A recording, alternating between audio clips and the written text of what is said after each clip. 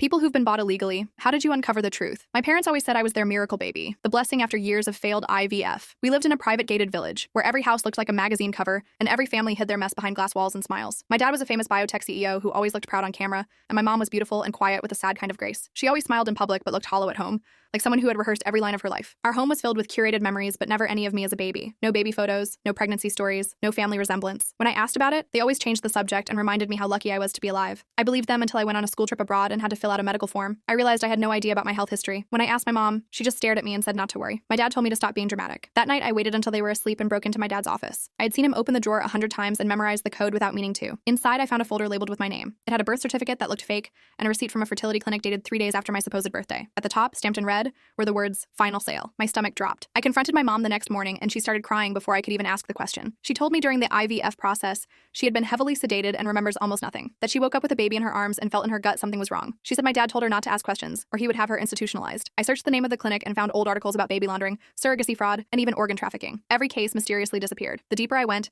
the more I realized my dad had invested in the clinic. I contacted a journalist using a burner email and convinced my mom to speak to her anonymously. We met at a quiet cafe, and my mom wore sunglasses the entire time. She was scared, but told everything. A week later, my mom gave me a bag of cash she had hidden away, and the contact details of a distant relative in the province. I changed my name, cut my hair, and left that night. I lived in a small town by the sea and volunteered at a community clinic. I collected stories from other kids who suspected they were not born, but bought like me. I compiled documents, screenshots, voice notes, and testimony. Then I made 5 physical copies and mailed them to 5 different journalists. Each one had timed instructions and passwords. If I ever went silent, everything would go public. One afternoon, a boy I had become friends with warned me that strange men were asking about me at the barangay hall. I packed up and left that night. My dad went on TV calling me brainwashed. I saw a fake video online of me as a baby, but it was clearly some stock footage of another infant looped to look real. I moved from town to town, never staying in one place for too long. I sent out a digital ping every week using an encrypted server. My mom tried to call me once through a secret account, but I did not respond. I knew they were watching her. After 3 years, the files were leaked by one of the journalists. Clinics were shut down and doctors were arrested. Other kids came forward and some parents admitted they had known. Others denied everything. My dad was never charged. He retreated into some offshore mansion and disappeared. I never used my real name again. I helped girls like me vanish if they needed to and taught them how to erase themselves from the system. Now I only exist in the cracks of the system.